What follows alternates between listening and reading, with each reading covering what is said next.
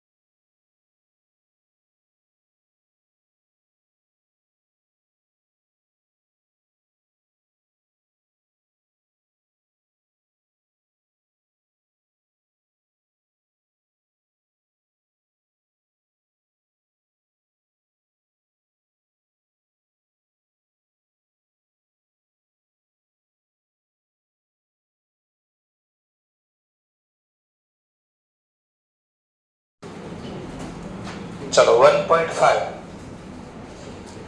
10/15 1.5 એ કોઈને ₹1.5 મળશે તો કેટલા ઇક્વિટી શેર છે? 10,000 મલ્ટીપ્લાય બાય 1.5.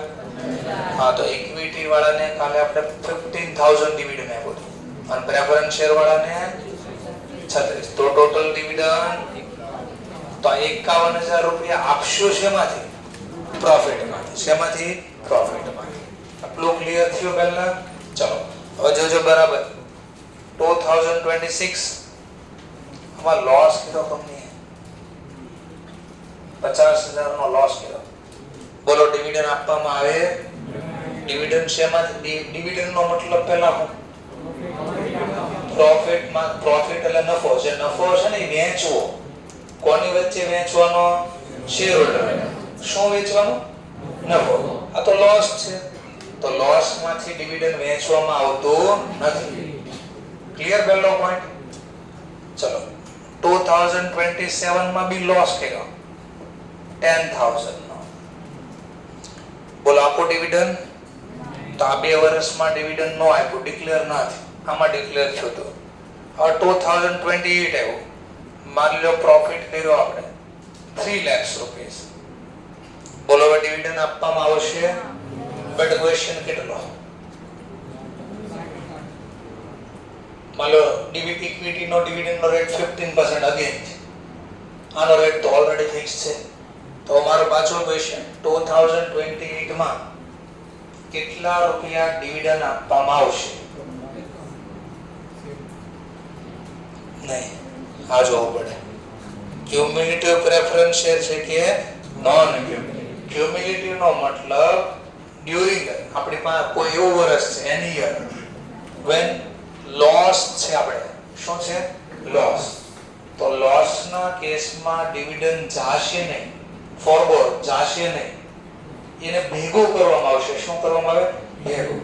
અને જે વર્ષે કંપની પ્રોફિટ નફો કમાશે એ વર્ષમાં એક સાથે બધું ડિવિડન્ડ આપવામાં આવશે. એવા પ્રકારના પ્રેફરન્સ શેરને કેવા બોલાય? ક્યુમ્યુલેટિવ. જેમ કે આ વર્ષનો ડિવિડન્ડ કેટલો હતો?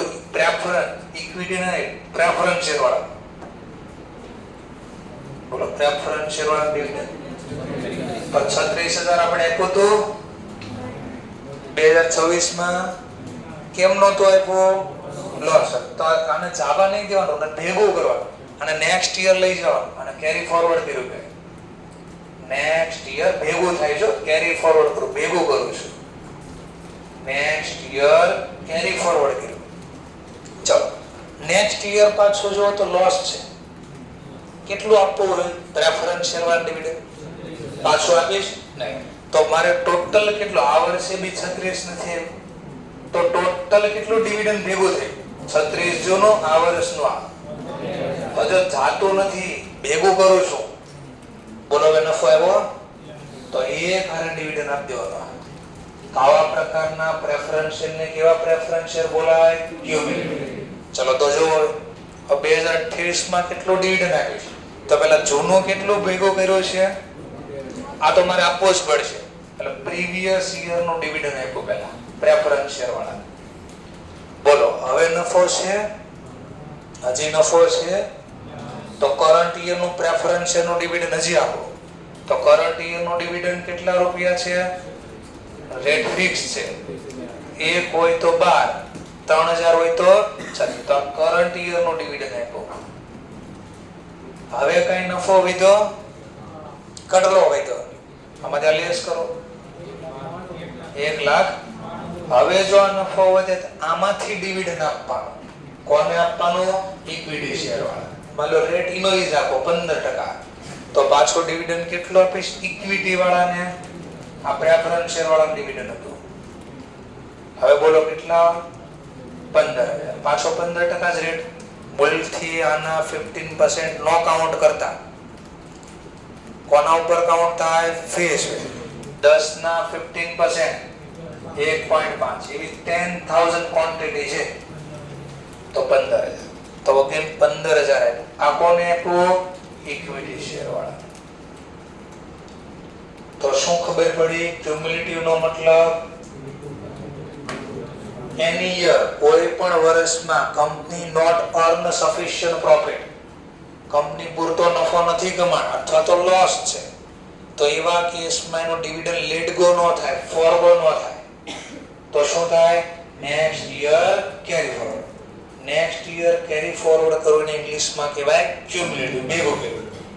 અને એની યર કોઈ પણ વર્ષે જ્યારે સફિશિયન્ટ પ્રોફિટ કમાશો તો પહેલું કામ શું કરવાનું? પ્રોફિટ કમાવી તો પાસ્ટનો જે ડિવિડન્ડ બાકી હતો ને એ પહેલા આપવાનો. પછી નફો વધે તો કરંટ યર નો આપવાનો, અને પછી નફો વધે તો કોને આપવાનો? ઇક્વિટી શેર વાળા. સમજણનો રૂલ્સ ક્યાં? ચલો પણ આ નોન ક્યુમ્યુલેટિવ હોત તો? ક્યુમ્યુલેટિવ નો મતલબ તો નોન ક્યુમ્યુલેટિવ નો મતલબ ભેગો નહીં કરવાનો. જો આ વર્ષે પ્રોફિટ હશે તો મળશે, નથી ગયા. જેમ કે નોન ક્યુમ્યુલેટિવ હોત તો ચલો 2025 માં પ્રોફિટ હતો તો ડિવિડન્ડ આપીશ. 2026 માં પ્રોફિટ છે તો કેટલો ડિવિડન્ડ આપવો જોઈતો હતો? 36, પણ નફો છે નહીં, તો આ ગયું. નેક્સ્ટ યર કઈ કેરી ફોરવર્ડ નહીં થાય, ગયું. ચલો 2027 માં પ્રોફિટ છે નહીં, આપવો કેટલો જોઈતો હતો બટ પ્રોફિટ છે તો આ બી ગયું. આગળના વર્ષમાં કેરી ફોરવર્ડ થશે નહીં. ચલો 2028 માં પ્રોફિટ છે, ચલો હવે આપો કેટલો આપશો? 72 નહીં, 72 નહીં. જે વર્ષે વર્ષે નફો છે ઓન્લી એ જ યરનો આપણે ડિવિડન્ડ આપશું. તો એવા પ્રકારના પ્રેફરન્સ શેરને કેવા કહેવાય? Non cumulative preference share. ચલો, તો પાર્ટિસિપેટિંગ ને નોન પાર્ટિસિપેટિંગ એટલે બધા જોડી જ રાખી. A B C D E F ટૂંકમાં બંને એક સાથે છે. એક આવડે તો બીજો આવડે. પાર્ટિસિપેટિંગ પ્રેફરન્સ શેરનો મતલબ હતો પાર્ટિસિપેટિંગ એટલે ભાગ લેવો. કયો ભાગ લેવો? ભાગ બે પ્રકારના આવે. ઘરે નાના હતા ત્યારે મમ્મી ક્યાંક લાવતા તમારા માટે શાકભાજી લઈને આવે ત્યારે કયો ભાગ લેવાની વાત થાય છે? ક્વેશ્ચન છે ને, ભાગ લેવો એટલે શું? ચલો, તો અહીંયા સમજ. પાર્ટિસિપેટિંગ કરવાનો મતલબ થાય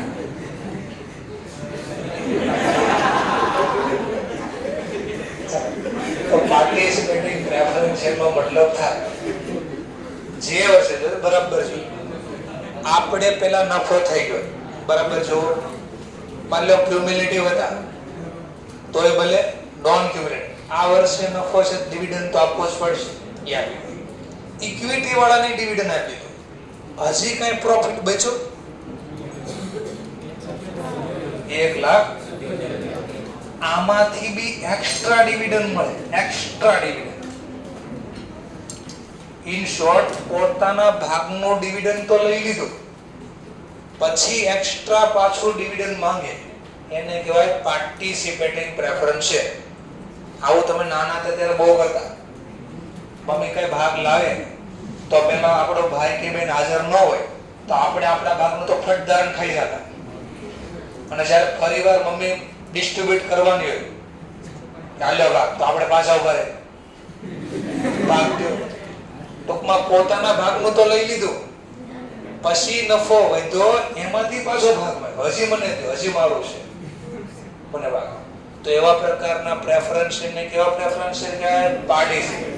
આવું થતું તમારે તો બહુ ન થતું, તમારી વખતે બહુ થતું કારણ પૈસા બહુ નાના હતા.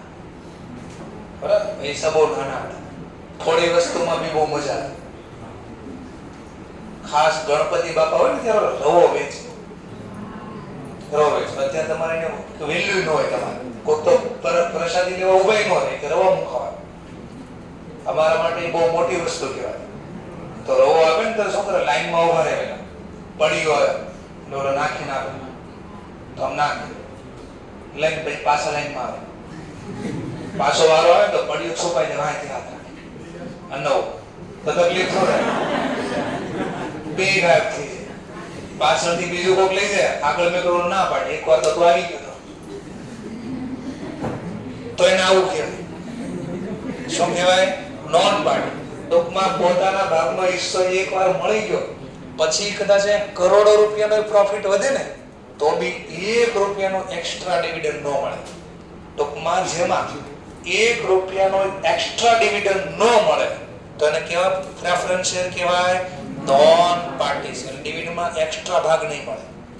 તો પાર્ટિસિપેટિંગ નો મતલબ પોતાના ભાગનો ડિવિડન્ડ લઈ લીધો, ઇક્વિટી વાળા એનો ડિવિડન્ડ લઈ લીધો, અને પછી જે રિમેનિંગ પ્રોફિટ છે એમાંથી બી એક્સ્ટ્રા ડિવિડન્ડ માંગે, ડબલ ડિવિડન્ડ માંગે તો એને કેવા પ્રેફરન્સ શેર બોલાય?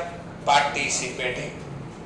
ચલો, રીડીમેબલ પ્રેફરન્સ શેર. રીડીમેબલ પરત કરી શકાય, ગુજરાતી એનો થાય પરત કરે. રિડક્શન એટલે પરત કરવું. પૈસા લીધા છે પાછા આપવા બી પડશે ને. જેમ કે આ પ્રેફરન્સ શેર મેં 12 પાડ્યા, 12% પ્રેફરન્સ શેર. તો ઇન્ડિયામાં max to max maximum 20 year કેટલા વર્ષ માટે બહાર પાડી શકાય? 20 વર્ષ. એનથી વધારે પ્રેફરન્સ શેર બહાર પાડી શકાય નહીં. તો માની લો મેં 8 વર્ષ માટે પ્રેફરન્સ શેર બહાર પાડ્યા, આજે ચાલે છે માની લો 2026, તો 8 વર્ષ એપ્રોક્સ ક્યારે પૂરા થાય? બરોબર, 10 ગણજો, રાઉન્ડ ફિગર 10 વર્ષ, 10 યર. 26 માં 12 પાડ્યા છે તો 10 વર્ષ એપ્રોક્સ ક્યારે પૂરા થાય? 31 ડિસેમ્બર 2035. આ 10 વર્ષ પૂરા થઈ ગયા તો હવે આ લોકો પૈસા પાછા માંગવા નહીં આપે. લાવો 10 વર્ષનો સમય પૂરો થઈ ગયો. લાઈક તમે બેંકમાં એફડી મૂકી, 10 વર્ષ માટે એફડી મૂકી, ફિક્સ ડિપોઝિટ. 10 વર્ષ પૂરા થાય પછી તો તમારે ડીવી પછી એફડી પાછી બેંકમાંથી લઈ આવશો ને પાછી. હા, તો પૈસા પાછા માંગ્યા તો પાછા પૈસા આપવા એને ઇંગ્લિશમાં કહેવાય રીડીમેબલ, એટલે પરત કરી શકાય એવા પ્રેફરન્સ છે. એટલે જે રૂપિયા લીધા છે એ પાછા આપવા પડશે. અને આ ચેપ્ટર છે આપણું ઇજેક્શન. ઓકે, આની અંદર જ છે મટીરીયલમાં છે તમારું પ્રેફરન્સ છે રિડક્શન નામનું ચેપ્ટર છે, તમે શીખશો. તો આ ગુજરાતી પહેલા સમજાણો. રીડીમેબલ નો મતલબ શું? પરત. એટલે શું પરત કરવું? એટલે જ્યારે ની પાકતી તારીખ. સર આ પાકતી તારીખ એટલે એને બે નામથી બોલે, મેચ્યોરિટી ડેટ અથવા ભલે ડ્યુ ડેટ. તો જે પાકતી તારીખ આવે મેચ્યોરિટી ડેટ ત્યારે પૈસા પરત કરાય એવા પ્રેફરન્સ શેર હોય તો રીડીમેબલ. તો નોન રીડીમેબલ નો મતલબ કોઈ પાકતી તારીખ જ નહીં આવે. પાકતી તારીખ આવે તો પરત કરું ને, તો પાકતી તારીખ આવે જ નહીં. જો એવા પ્રકારના કંપની પ્રેફરન્સ શેર બહાર પાડે કે પૈસા લઈ તો લીધા પાછા નહીં આપે, તો એને કયા નામથી બોલાય? Non redeemable preference share. તો આ હું એક કન્વર્ટિબલ ને નોન કન્વર્ટિબલ. કન્વર્ટ નો મતલબ રૂપાંતર. શેમાં? તો પ્રેફરન્સ શેરના ઇક્વિટીમાં રૂપાંતર કરજો અથવા ડિબેન્ચરમાં રૂપાંતર કરજો. તો આને કેવા પ્રેફરન્સ શેર બોલવામાં આવશે? એટલે એનો મતલબ પાકતી તારીખ આવે ને ત્યારે રોકડા રૂપિયાનો આપે, કેશનો રિફંડ આપે. તો શું કે પ્રેફરન્સ શેર પાછા આપો અને બદલામાં તમને ઇક્વિટી શેર આપે. એટલે તમારા શેરને કન્વર્ટ કર્યા. ઇક્વિટી પ્રેફરન્સ શેરમાંથી શેમાં કન્વર્ટ કરી દેશ? ઇક્વિટી. આવશે ચેપ્ટર આખું ભણો. આ થિયરી છે, ખાલી બોલું છું. તો કન્વર્ટિબલ નો મતલબ પ્રેફરન્સ શેરને કન્વર્ટ કરવામાં. શેમાં કન્વર્ટ કરવામાં આવે? Equity share. એવા પ્રકારના this type of preference share cold as અથવા નોન એઝ કન્વર્ટિબલ પ્રેફરન્સ. તો નોન કન્વર્ટિબલ કોને કહેવાય? રૂપાંતર નો થાય. ટૂંકમાં પાકતી તારીખે કમ્પલસરી શું આપવા પડે? કેશ. જેમ કે મારા પાસે પ્રેફરન્સ શેર છે, હું કંપનીને કહું કે આ લ્યો શેર પાછા, મને રોકડા નથી જોતા, મને ઇક્વિટી શેર આપો. હું માંગુ ને તો બી મને નો આપી શકે. કેમ? મારી પાસે કેવા શેર છે? Non convert. મને રોકડા જ આપવા પડે. કંપની મને બદલામાં શેર આપી શકે નહીં. તો જસ્ટ ખાલી રીડ કરી લો એકવાર.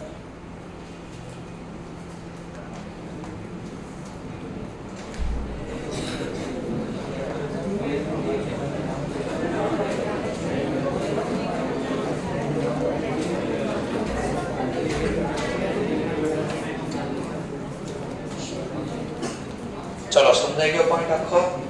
ચલો ક્યુમ્યુલેટિવ નો મતલબ ભેગો. પણ શું ભેગો કરવાની વાત થાય? ડિવિડન્ડ.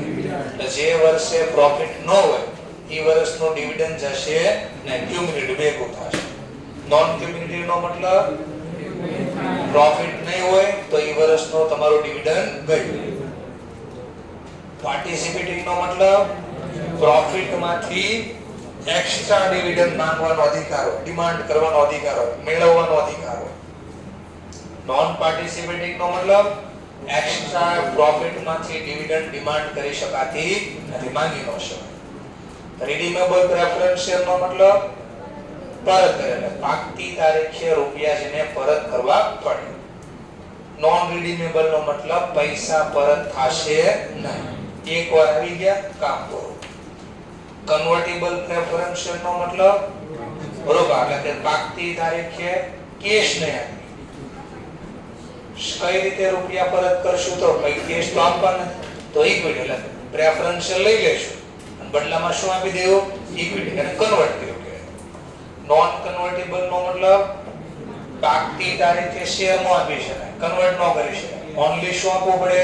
કેશ. તો આ તમે શીખી ગયા ટાઈપ ઓફ પ્રેફરન્સ શેર. નવો ચેપ્ટર ચાલુ કરતા પહેલા આપણે ઇન્સ્ટિટ્યૂટના ટોપિક થોડા ડિસ્કશન કરી લઈએ. આમાં એક જ ક્વેશ્ચનમાં પ્રોબ્લેમ આવશે, બાકીના એકમાં નો પ્રોબ્લેમ આવે. ધ્યાન રાખીને સોલ્વ કરો તો. અને ક્વેશ્ચન હાઈએસ્ટ પૂછાઈ ગયેલો છે. ચલો જોઈ લઈએ. આપણે મુદ્દા ઉપર જઈએ સીધા. ચલો આ પહેલો દાખલો છે. ઇલુસ્ટ્રેશન નંબર 1. પ્રિપેર બેલેન્સ શીટ શું બનાવવાનું કીધું? બેલેન્સ. તો આ મુદ્દા ઉપર આપણે તો આપણે અત્યાર સુધી જે બેલેન્સ શીટ બનાવતા બનાવી તો આવા ફોર્મેટમાં બનાવતા, આ રીતે બનાવતા. અહીંયા શું લખશું? એસેટ. અને અહીંયા શું લખશું? લાયબિલિટી. અને આ ચેપ્ટર 7 માં પાછું શીખવાનું છે. અહીંયા આપણે પહેલા રફલી વાત કરી. તો અહીંયા પહેલા બે ટાઇટલ આપતા તમે. એકનું નામ હતું ફિક્સ એસેટ. એટલે એનો મતલબ જે આપણી પાસે એસેટ છે એ કેવા નેચરની છે? Benefit more than one. જેમ કે બે ચાર નામ બોલી દેવી આપણે. ફર્નિચર, બિલ્ડિંગ, મશીન, આવું બધું આપતા ને આપણે અહીંયા લખતા. જમીન, આવું બધું લખતા આપણે. આ બધી આપણી ફિક્સ એસેટ હતી. તો એક અમુક નામ બી અહીંયા આવતા. Current asset. કેવી એસેટ? Current asset. તો કરંટ એસેટમાં એક નામ આવતા. એક આવતું કેશ, બેંક, સ્ટોક, ડેટર, આવું નામ આવતું ને. પછી એક બે બીજા નામ આવતા. ક્યાંક અચ્છો બચ્ચો આવતું, ક્યાંક ચૂકવવાનો બાકી, મળવાનો બાકી, અગાઉથી ચૂકવેલા ક્યાંક નામ આવતા. હા, તો પ્રીપેડ એક્સપેન્સ. પ્રીપેડ એક્સપેન્સ અથવા મળવાની બાકીને ઇંગ્લિશમાં કહેવાય એક્રૂડ અથવા રિસીવેબલ. એક્રૂડમાં નો સમય તો રિસીવેબલ. ઇન્કમ રિસીવેબલ, મળવાની બાકી, આવું લિસ્ટ હતું આપણી પાસે, ખબર છે. પછી આ બાજુ લાયબિલિટી સાઈડ બી આવા બે લિસ્ટ આવતા. એક માલિકના રૂપિયા. માલિકના રૂપિયાને કયા નામથી બોલાય? કેપિટલ.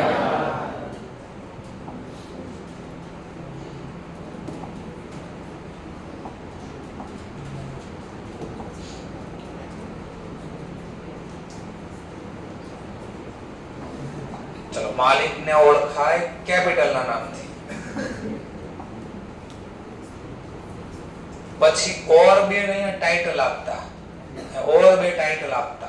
એક હતું લાંબા ગાળાના દેવા અને એક હતા ટૂંકા ગાળાના દેવા. લાંબા ગાળાના દેવાને ઇંગ્લિશમાં કહેવાય નોન કરન્ટ લાયબિલિટી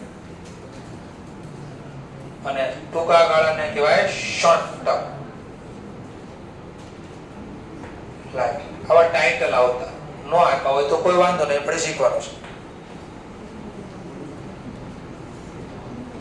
ચલો, આમાં શું લખતા? લાંબા ગાળાના દેવામાં તો લોન, બેંકમાંથી 5-10 વર્ષ માટે લોન. 1 વર્ષ કરતા વધારે સમય માટે કોઈને પૈસા દેવાના હોય તો એને કહેવાય નોન કરન્ટ લાયબિલિટી. બેંકમાંથી લોન લીધેલી હોય, કંપની હોય ને, કંપની, તો કંપની શું બહાર પાડે? ડિબેન્ચર. અને પછીનું ચેપ્ટર છે ડિબેન્ચર. તો ડિબેન્ચર આની સિવાયનું કઈ હોઈ શકે અહીંયા? બેંક લોન, ડિબેન્ચર, પછી કઈ બોન્ડ બી હોઈ શકે. ગવર્નમેન્ટ ડિબેન્ચર ને બોન્ડ બધું એક જેવું જ છે. ચલો, અથવા કોઈ પબ્લિક પાસેથી આપણે લાંબા ગાળા માટેની ડિપોઝિટ લીધી કે લાવો 2-4 વર્ષ વાપરવા આપો, પણ એ નથી આવતું. આટલું નામ જનરલી આવે છે. ચલો, શોર્ટ ટર્મ લાયબિલિટીમાં શું આવશે? શોર્ટ ટર્મ લાયબિલિટી તો એક આવતું ક્રેડિટર. તો ક્રેડિટરને પૈસા આપણે આપવાના 1 વર્ષ કરતા ઓછા સમય. પછી બીઓડી, બેંક ઓવરડ્રાફ્ટ. એટલે બેંકમાંથી વધારે રૂપિયા ઉપાડ્યા તો એ કાયમ માટે નો વધારવા દે. 1-8 મહિના માટે જ હોય, 2 મહિના, 3 મહિના, પછી પૈસા પાછા ભરવા પડે. અથવા સીસી હોય. શું હોય? CC, cache credit. સીસી નો મતલબ શું થાય? Cache credit. ટૂંકમાં આપણી પાસે શાક હોય ને માર્કેટમાં, એ શાકના બદલામાં રોકડા ઉપાડવા દે, સીસી. ચલો, પછી શોર્ટ ટર્મમાં હોય અહીંયા બિલ્સ પેબલ. આ બે એક જ, એમાંથી જ બને. અહીંયા બી આમાંથી બનાય બિલ્સ પેબલ. શીખશું ચેપ્ટર આ તો આખા બી. ચલો, ત્યાર પછી કઈ આવતું? હા, શોર્ટ ટર્મ બોરોવિંગ. ટૂંકા ગાળાની લોન હતી. આ બોરોવિંગ એટલે લોન. ચલો, પછી ક્યાંક બીજા બે અહીંયા જેમ નામ લખ્યા હતા એવા એક્સ્ટ્રા નામ. આઉટસ્ટેન્ડિંગ એક્સપેન્સ, ચૂકવવાનો બાકી ખર્ચ. અથવા અગાઉથી મળેલા આવક. અગાઉથી મળેલી આવકને શું બોલશું? Receive in advance. આવું આપણે બનાવતા ને અત્યાર સુધી. હવે આ ફોર્મેટ નો હાલે. કંપની માટે આ ફોર્મેટ વેલિડ નથી. આ વેલિડ ઓન્લી છે સોલ પ્રોપ્રાઇટરશિપ એટલે એકલો માલિક હોય અથવા પાર્ટનરશિપ. તો આ બે ચેપ્ટર છે, ચેપ્ટર 7 નહીં એમાં શીખશું આ પાછું. હવે આપણે આ ચેપ્ટર ની વાત કરીએ. હવે આને આ જ વસ્તુને કા નામથી આમ પકડવાના છે. Schedule number 3 company act 2013. Company act 2013. તો કંપની એક્ટમાં આનો નિયમ લખ્યો છે. ક્યાં લખ્યો છે? શેડ્યુલ નંબર 3 માં. ક્યાં? શેડ્યુલ નંબર 3 કે કોઈ પણ કંપની પોતાના બેલેન્સ શીટના ડેટા કઈ રીતે લખશે, વાર્ષિક હિસાબ ફાઇનાન્શિયલ સ્ટેટમેન્ટ કેમ બનાવશે. તો બે પાર્ટમાં છે. ફોર્મ બોલો અથવા પાર્ટ બોલો. Part 1, part 2. પાર્ટ 1 છે ને બેલેન્સ શીટ નું ફોર્મેટ આપે છે.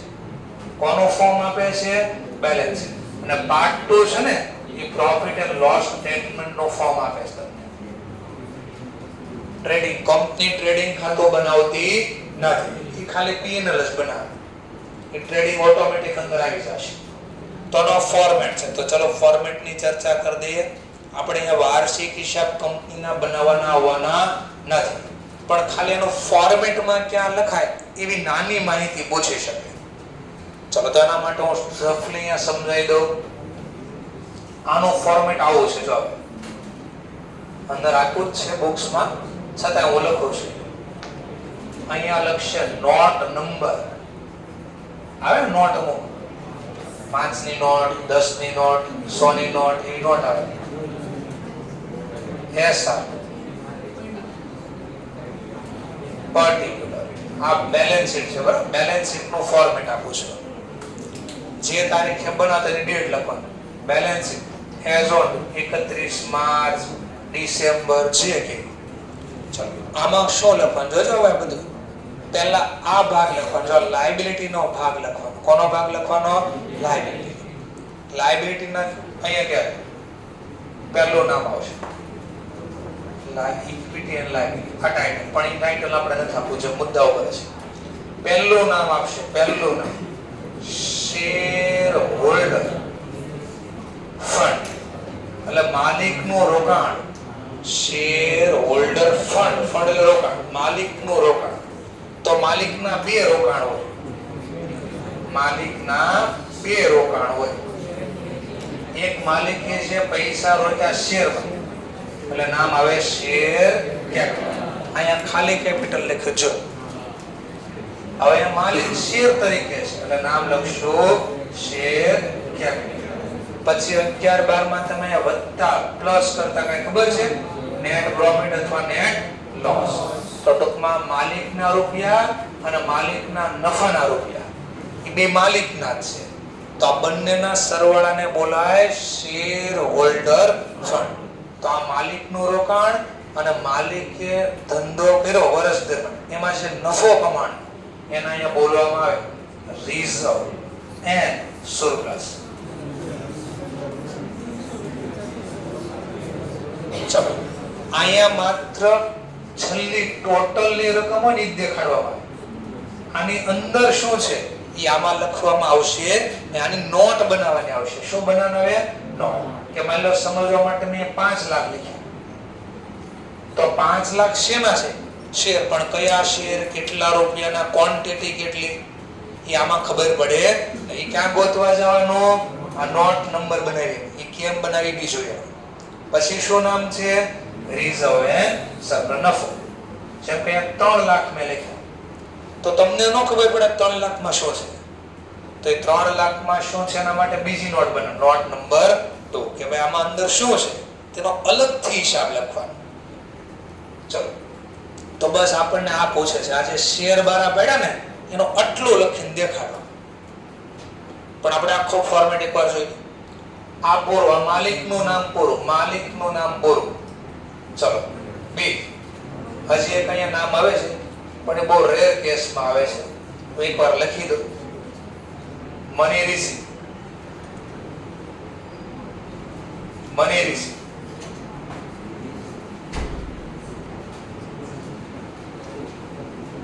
Pending to allotment. આનો મતલબ શું થાય? વાંચો. Money receive pending to allotment એટલે પૈસા લઈ લીધા પછી શેર એલોટ કર્યા નથી, એટલે અરજીના રૂપિયા મળી ગયા. અરજી મળ્યા પછી આપણે શેર શું કરવા પડતા? એલોટ કરવા પડતા, ફાળવા પડતા. મંજૂરી ને એલોટમેન્ટ નથી, એલોટ છે, ફાળવા. તો રૂપિયા લઈ લીધા પણ હજી શેર ફાળવા નથી, તો મારી જવાબદારી તો આ ટાઇટલ નીચે આવે. અને હવે આવશે આ લગભગ હજી સુધીમાં ક્યારે આવ્યું નથી. ચલો પણ કદાચ આવે નામ આપણે લાગી. હવે નામ ચાલુ થાય નોન કરન્ટ લાયબિલિટી. આમાં 4 નામ આવશે, 4 લિસ્ટ આવશે. List number long term borrowing. Borrowing એટલે વ્યાજે રૂપિયા લીધા હોય લાંબા ગાળા માટે. બીજું નામ આવશે ડીડીએલ, નેટ ડીડીએલ. સાંભળવામાં બરોબર જોવા નકર અલગ નામ. ડીડીએલ નથી, ડીટીએલ છે. ડીડીએલ અલગ હતો મૂવી, આ ડીટીએલ છે એ અલગ છે.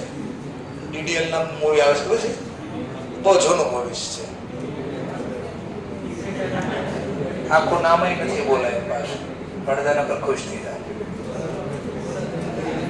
ચલો નેક્સ્ટ પોઈન્ટ, ત્રીજો ટોપિક આવશે લોંગ ટર્મ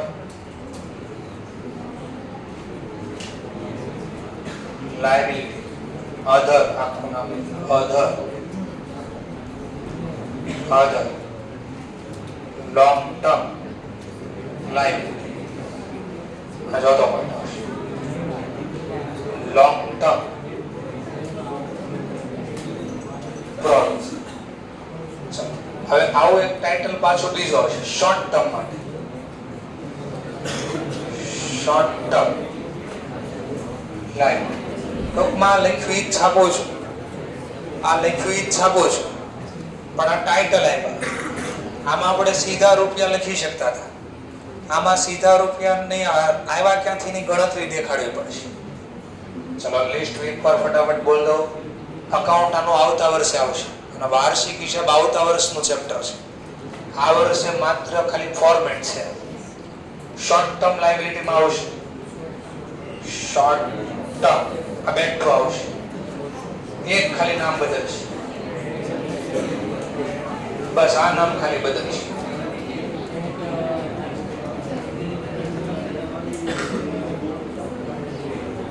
ટ્રેડ પેયેબલ, બસ બાકી આ જે નામ છે એ બદલી જાય. એટલે એમ નતો અધર લોંગ ટર્મ લાઈન, એમાં આવશે અધર શોર્ટ ટર્મ લાઈન. અને ચોથો આવશે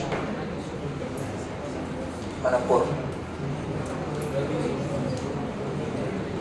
જેમ લોંગ ટર્મ પ્રોવિઝન હતું એમાં આવશે શોર્ટ ટર્મ પ્રોવિઝન. તો આ ચેપ્ટરમાં કઈ નથી આવવાનું. આ ચેપ્ટરમાં તમારે આ બેનું કામ છે બેન. ત્રીજું આની નીચે પછી આની નીચે પછી સ્ટાર્ટ થાય એસેટ સાઇડ નો ટોટલ. તો કયો ભાગ ચાલુ થાય? એસેટ. એટલે આ ભાગ હવે ચાલુ થાય. અહીંયા જે લખ્યો ને એ હવે પાછો અહીંયા લખવાનો છે. તો એમાં પહેલા બોલશું એસેટમાં નોન કરન્ટ. આપણે જે ફિક્સ એસેટ બોલતા ને અહીંયા પહેલા બોલવાનું નોન કરન્ટ એસેટ. આવું ટાઇટલ આવશે. આમાં ટાઇટલ અલગ અલગ આવશે. પીપીઈ પ્રોપર્ટી પ્લાન્ટ ઇક્વિપમેન્ટ, એટલે જે ફિક્સ એસેટ કેવી નહીં, ટેન્જીબલ ફિક્સ એસેટ, એને બોલશું પ્રોપર્ટી પ્લાન્ટ ઇક્વિપમેન્ટ. આ નથી આવવાનું બનાવવાનું. સેકન્ડ આવશે ટેન્જીબલ હતી ને, આ આવશે ઇન્ટેન્જીબલ એસેટ. પછી રોકાણ કે કરીને આવશું ભાઈ વર્ક ઇન પ્રોગ્રેસ છે, capital asset work in progress. એટલે સર શું જેમ કે આ બિલ્ડિંગ અમે જાતે બનાવી છે, વર્ષ પૂરું થયું છે, આ બિલ્ડિંગ આખો પૂરો નથી થયો, અધૂરું બિલ્ડિંગ પ્રોગ્રેસમાં છે, એટલે કામ હજી ચાલુ છે. કેપિટલ એસેટ નો મતલબ આપણી લોંગ ટર્મ એસેટ. ચલો ત્યાર પછી એક ટાઇટલ આવી છે ડીટીએલ, નેટ ડીટીએલ, નેટ. આ બે માંથી એક આવે, બે નો આવે કે દાખલામાં કા આ આવે કા આવશે, બંને નહીં આવે, પણ એક્ઝામમાં આ વર્ષે તો છે જ નહીં આ બધું. છેલ્લો ટોપિક અને બીજો આવશે લોંગ ટર્મ. લોંગ ટર્મ ને બોલો કરતા હોય નોન કરન્ટ ઇન્વેસ્ટમેન્ટ, લાંબા ગાળાના રોકાણ આવતું આવું. આ પૂરો થાય પછી આપણો બીજું લિસ્ટ ચાલુ થાય, કરન્ટ એસેટ. ટૂંકમાં આ જે તો ઈ જ છે. આ ફિક્સ એસેટ એને નામ આપી દીધું આપણે પ્રોપર્ટી પ્લાન્ટ ઇક્વિપમેન્ટ. માં ટેન્જીબલ હોય ને ઇનટેન્જીબલ હોય. આ કરન્ટ એસેટ નું ટાઇટલ ચાલુ છે, એનો ઈ જ છે. ચલો કરન્ટ એસેટ માં નામ બોલી દઈએ. Short term investment, inventory, trade receivable, CC, cash and, cash, equivalent અને અધર. અધર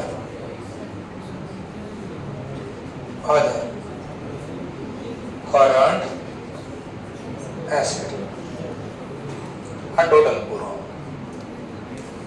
તો આમાં આપણે મેન ખાલી બે જ કામ છે. એક આનું કામ છે, કારણ કે શેર બારા પાડે તો મળે કેશ, અને શેર બારા પાડ્યા એટલે આ બે વસ્તુનું મારે કામ છે.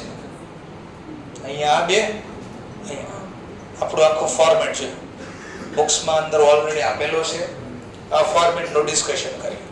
હવે આ નોટ આવ્યા કેમ 5 લાખ, તો આના માટે આપણે નોટ્સ બનાવવાની. શું બનાવવાનું છે? નોટ્સ. ટૂંકમાં એની ગણતરી દેખાડો, તો જો આ બનાવવું પડશે એક્ઝામમાં. તમે પૂછો તો જેમ બેલેન્સ શીટ પૂછી તો લખવું પડશે આ note number, notes to account. એટલે કયા અકાઉન્ટમાં કેટલા છે એની ગણતરી. નોટ નંબર, ઇનર કોલમ ને બોલશું ડિટેલ, આઉટર કોલમમાં સરવાળો. તો પહેલું નામ આપણી પાસે, પહેલી નોટ્સ કઈ બનાવી છે? Share capital. તો એ લખવાનું શેર કેપિટલ. આગળના 3 ચેપ્ટરમાં આવવાનું છે, આગળના 3 ચેપ્ટરમાં રિપીટ થાય. તો શેર કેપિટલ સર ક્યાં ક્યાં આવશે એ બી કહી દેશો. અમે કીધું હા, પ્રેફરન્સ શેર રિડક્શન અને બોનસ શેર ઇશ્યુ. ચલો શેર કેપિટલ. તો શેર કેપિટલમાં પહેલું હંમેશા લખવાનું ઓથોરાઇઝ. આ થીર એટલે શીખવાડી, આ થિયરી એટલે શીખવાડી, આ થિયરી થી એટલે શીખાતા કે ઓથોરાઇઝ શેર કેપિટલ પહેલા લખવાનું થશે.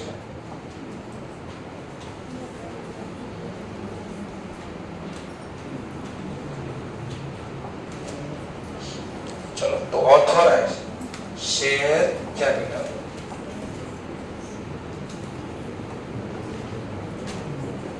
આ માત્ર ઇન્ફોર્મેશન માટે લખવાનું છે, ઓનલી ફોર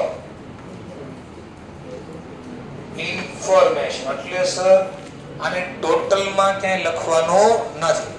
એટલે અહીંયા રૂપિયા આમ લખ્યા 1 લાખ માની લો, 5 લાખ, 10 લાખ જે આપ્યા હોય, પછી અહીંયા પૂરું. આનું છેલ્લું ટોટલ કરવાનું નથી કાંઈ.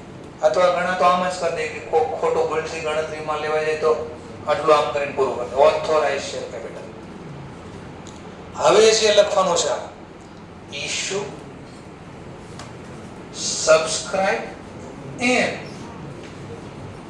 Pad up capital. આમ લખવાનું ઇશ્યુ, સબસ્ક્રાઇબ અને પેડ. આનો મતલબ આપણે આટલા શેરની પરમિશન હતી, એમાંથી કેટલા બહાર પાડ્યા પબ્લિકે કેટલા સબસ્ક્રાઇબ કર્યા અને એમાંથી કેટલા ચૂકવી દીધા. તો સમજવા માટે બધા જે આ છે 5 લાખ છે સમજવા માટે ઇક્વિટી શેર હતા જેમાં મેં 10,000 શેર બહાર આવ્યા. એકની ફેસ વેલ્યુ 10. તો બોલો 10,000 ગુણ્યા 10 તો 1 લાખ ઇક્વિટી શેર ના થઈ ગયા.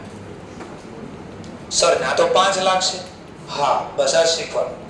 આ પૂરું થાય પછી આવું પાછું લખવાનું પ્રેફરન્સ શેર માટે. આ કયા શેર બરાબર હતા? હવાના લખીશ. Issue, subscribe and paid up share. Paid up share capital. પણ હવે પેડ અપ કોની વાતો કરવાની છે? પ્રેફરન્સ. તો માની લો મેં 4,000 પ્રેફરન્સ શેર બહાર કાઢ્યા.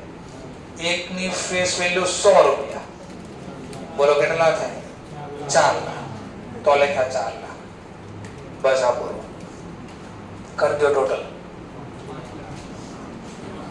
આનો લેતા ખાલી ઇન્ફોર્મેશન માટે છે એવું કીધું. આ જ લેવાનું છે 5 લાખ. તો આ 5 લાખ અહીંયા કેમ આવ્યા એ આપણે આ રીતે દેખાડવાનું છે. બોલે ખબર પડી ગયા? ઓકે. તો હમણાં બેલેન્સ શીટમાં જે બનાવવાનું છે ને આવું છે. પછી આ નીચેનું ટાઇટલ બીજું ચાલુ થાય જેનું નામ છે રિઝર્વ એન્ડ સરપ્લસ. આમાં શું શું આવશે? તમામ બહુ બધા નામ આવશે પણ આપણે આ ચેપ્ટર બોર્ડો ખાલી મેન બે જ નામ આપ્યા છે. P&L ક્રેડિટ બેલેન્સ એટલે પ્રોફિટ. P&L ક્રેડિટ બેલેન્સ નો મતલબ શું? નફો, નેટ પ્રોફિટ. આપણે નફો કમાય. અને એક નામ આવશે જનરલ રિઝર્વ. એક નામ આવશે કયું? જનરલ. આ બે જ નામ મોટા ભાગે આવશે. હશે બહુ બધા નામ. સર એકાદ બે ફટાફટ બોલી બોલો. જય CRR, PRR, security premium, capital reserve, revaluation reserve, workmen compensation fund, accident fund, dividend equalisation fund, બરાબર, જનરલ રિઝર્વ ફંડ. બહુ બધા નામ આવશે પણ એમાં મેન તમારે આટલા પોઈન્ટ યાદ રાખવા. આવું ક્યારેક આવું હોય તો આવી શકે અને એનું ટોટલ કરી દેવાનું. પછી માની લો 30,000 આગળના ચેપ્ટરમાં આવશે. 30,000, 20,000, 50,000, 10,000 નો હોય તો ડેશ નથી માની લો. તો આનો જે સરવાળો આવતો એ બોલ દેવાનો. 90,000, 1,10,000. તો 1 ને 10 છે તો અહીંયા લખી દે 1 ને 10.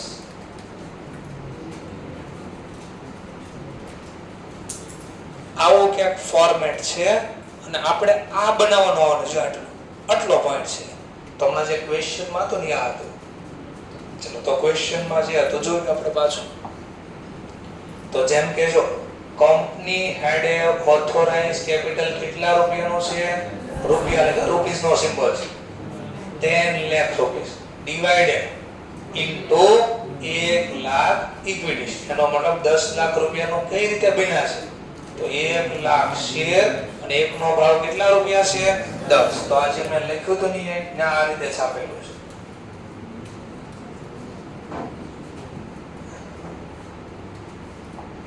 જો આ છાપેલું છે.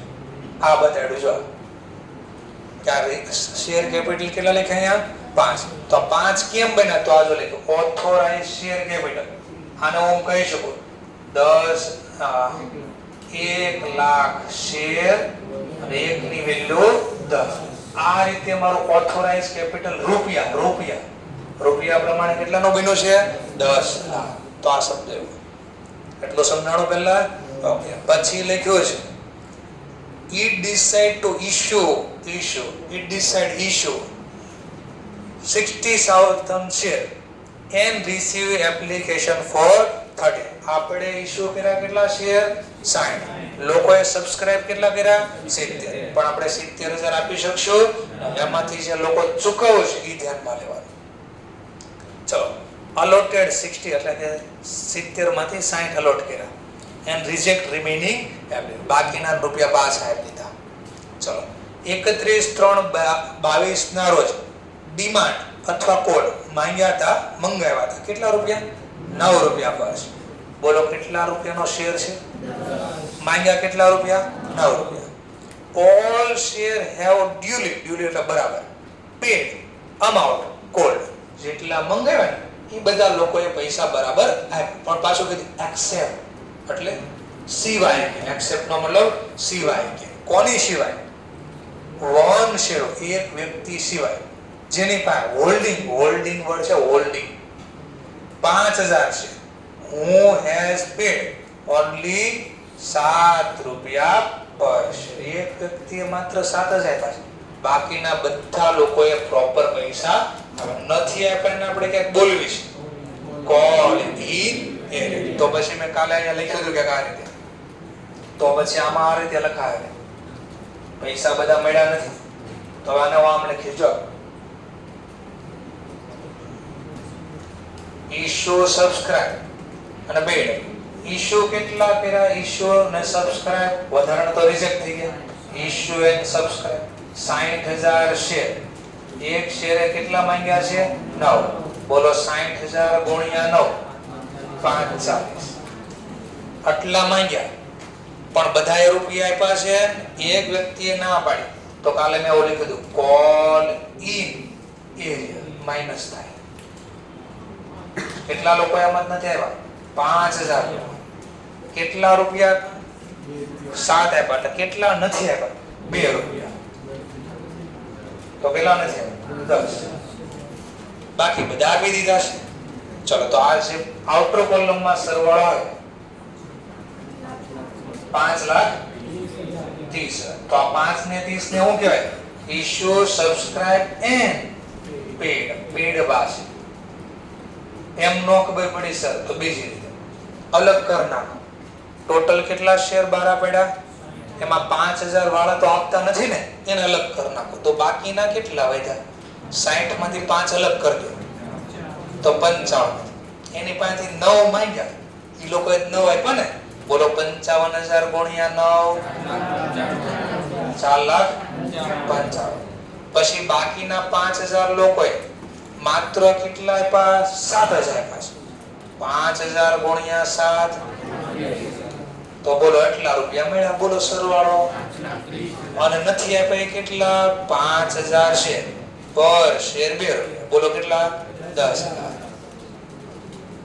તો આને કહેવાય કોલ ઇન એરિયા. ચલો તો અહીંયા લખ્યું ઇશ્યુ સબસ્ક્રાઇબ 60000 ગુણ્યા 9. પણ આમાં કેટલા લોકોએ પૈસા નથી આપ્યા? બાદ કર્યા. બાદ કરીને જે જવાબ આવ્યો એને કહેવાય પેડ અપ શેર કેપિટલ. બસ તો આની બેલેન્સ શીટ બનાવવાની કીધી, જોઈ લો. તો બનાવજો. પહેલો હું આપ્યો બેલેન્સ શીટમાં શેર હોલ્ડર ફંડ. કેટલો આપ્યો શેર કેપિટલ? 530. ક્યાંથી આવ્યા 530? તો નોટ નંબર 1 બનાવ્યું. નોટ નંબર 1 માં પહેલું શું લખવાનું? આપણે પહેલું ઓથોરાઇઝ શેર કેપિટલ. જો લખ્યું ઓથોરાઇઝ શેર. કેટલા શેરની ઓથોરિટી હતી? 1 1 ની વેલ્યુ 10. કેટલા? પણ આને ટોટલ માં ધ્યાનમાં લીધું હશે નહીં. અહીંયા ટોટલ ખાલી કેટલા છે? 10 લાખ તો આ જ છે. તો આ માત્ર શું છે? ઇન્ફોર્મેટ. અને ટોટલ માં ધ્યાનમાં લેવાનું નથી. એટલે આપણે ઘણા અંડરલાઈન એટલે અહીંયા કરી દીધું. એટલે ભૂલથાનું ટોટલ નો લખાય. ચલો હવે જોજો. ઇશ્યુ કેપિટલ કેટલું? 60. એક નો ભાવ કેટલો છે? 10. પણ બધા સબસ્ક્રાઇબ કરી નાખ્યા છે હજી નહીં? મંગાવ્યા બધા નથી. તો જો મેન ગણતરી અહીંયા આવી. કોલ્ડ કેટલા કર્યા એમાંથી? આ તો 12 પડ્યા છે. એમાંથી મંગાવ્યા કેટલા? મંગાવ્યા 60000 શેર. એક 10 નો છે પણ માંગ્યા કેટલા? 9. તો બોલો 60000 ગુણ્યા 9. તો મેં આ લખ્યું હતું 45 માઈનસ શું કર્યું? Call in area. એટલે આને અનપેડ. કેટલા લોકો નથી આપ્યા? એક નો ભાવ બોલો 5000 ગુણ્યા 2. તો લેસ કરીને આઉટર કોલમમાં 530. અને બીજું એક આ બનાવ્યું જો ક્યાં? Cash and cash. તો આપણે કીધું બે વસ્તુની જરૂર પડશે. શેર 12 પડ્યા, રૂપિયા મળ્યા ને. તો રૂપિયા ક્યાં લખશું આપણે? રૂપિયા ક્યાં લખશું? તો આ ટાઇટલ આવ્યું. કયું ટાઇટલ આવ્યું? કરંટ એસેટમાં કેશ એન્ડ કેશી તો કેટલા મળ્યા મને 5,30,000 આટલા રોકડા મળ્યા. ક્યાંથી લેવા તો નોટ નંબર 2. તો બાકીનું બધું ઉડાડી દીધું. આપણે ખાલી આટલું જ કામનું છે. 2 મને સર આ કેમ કામનો છે? હા હવે વિચારો શેર પ્રીમિયમ થી બહાર પાડ્યો હોત તો પ્રીમિયમ થી બહાર પાડીને ક્યાંક નામ આપ્યું છે આપણે. હા તો જો સિક્યુરિટી પ્રીમિયમ આયા એટલે કેપિટલમાં કેપિટલ લખશું, પ્રીમિયમમાં પ્રીમિયમ લખશું. તો કાલે એક જ બે દિવસ પહેલા સ્ટુડન્ટનો મેસેજ હતો કે સર આ શું છે ખબર પડતી નથી. એટલે મેં કીધું છે આપણે એવું હતું નહીં. ટૂંકમાં બેલેન્સ 1-2 માર્ક્સમાં આવો દાખલો પૂછે છે એની નાની બેલેન્સ શીટ બની નાખો, પછી 3-4 વાર રિપીટ થાય. ચલો આગળ વધીએ પાછળ. તો આપણે તમને હમણાં થિયરી શીખવાડી ને અહીંયા ક્યુમ્યુલેટિવ ને નોન ક્યુમ્યુલેટિવ ને type of preference share, participate non participate, redeemable ને નોન રીડીમેબલ.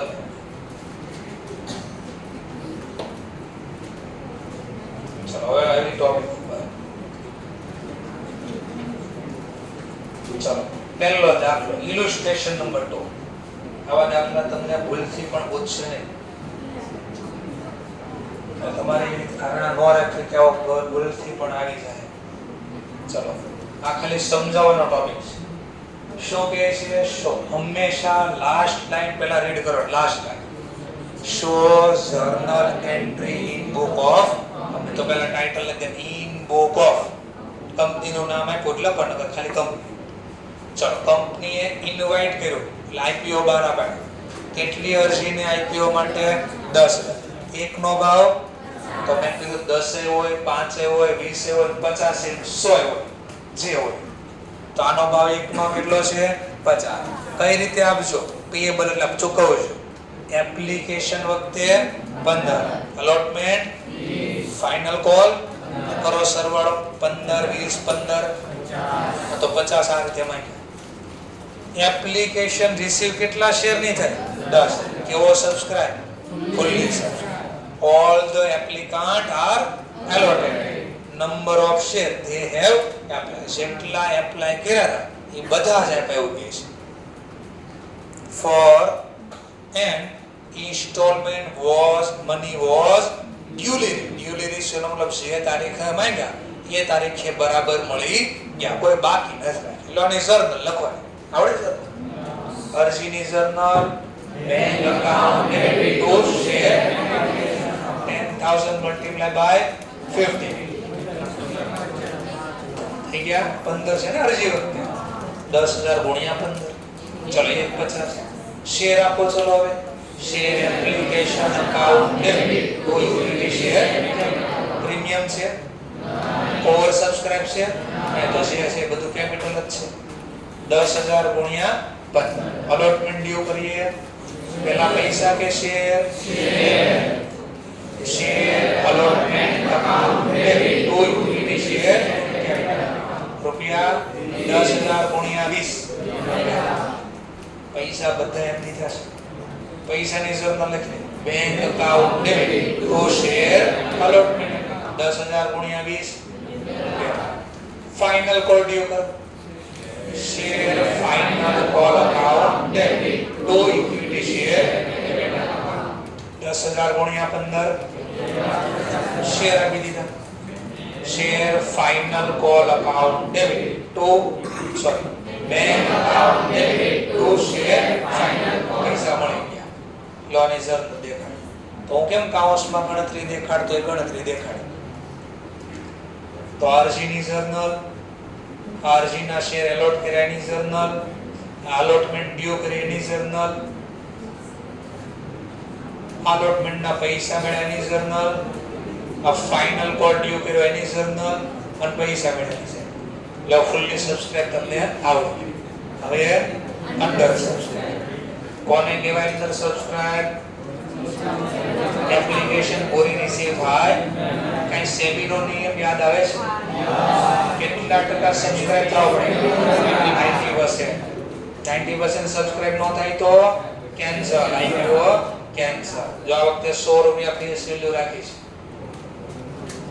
આપડા ક્યાં છે ઓ હોય આપણે ક્યાં દેવાય છે ઓ એ લિમિટેડ ઇશ્યુ કરે છે 43000 છે rupees 100 each payable as a follow application ના 20 અલોટમેન્ટ ના 30 1st ઓક્ટોબર ના રોજ 25 ફર્સ્ટ કોલ અને 1st ફેબ્રુઆરી ના લાસ્ટ કોલ ચલો સરવાળો કરે કેટલો થઈ ગયો આપણો 100 ચલો બટ અરજી મળી આપણને 20 તારીખે 40000 છે were applied for and all application were accepted ચલો તો 12 પાડ્યા હતા 43000 મળ્યા કેટલા માત્ર 40000 તો જે મળ્યા એ બધાને દીધા આપણે ચલો allotment was made allotment ના ક્યારે માંગ્યા ફર્સ્ટ અરજી ક્યારે મળી હતી અરજી 20 તારીખ એટલે 20 ના ડેટ આપી લખવી પડે તો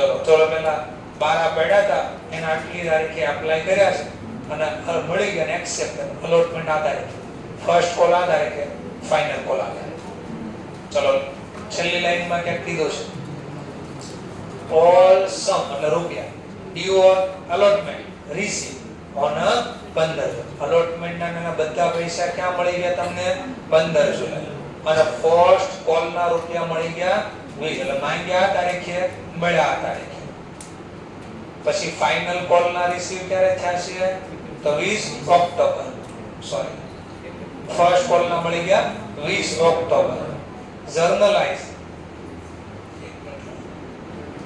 allotment was due in January June ના રોજ all sum due on allotment were received 15 July all sum due on allotment ના મળી ગયા 15 જુલાઈ those on first call were received 20 October માંગ્યા હતા 1 ઓક્ટોબરે મળ્યા કઈ તારીખે 20 October journalize the following transaction account close થાય છે 31 માર્ચ 2022 ચલો તો આ માંગ્યા પણ આના પૈસા જે મળ્યા છે માંગ્યા ફાઇનલ કોલ ના ક્યારે મળે એવું કીધું છે તો ખાલી ડ્યુ કરી રાખવા ચાલો નેક્સ્ટ તો લખો જર્નલ બંધમાં પાછું bank account debit to share 40000 કે 43 ચલો 40000 ગુણ્યા 20 સરસ ચલો શેર બી આપી દઈએ share application debit to equity share capital account 40000 ગુણ્યા 20 કઈ તારીખ લખશો પહેલા 20 હા 20 રૂપિયા મળ્યા ને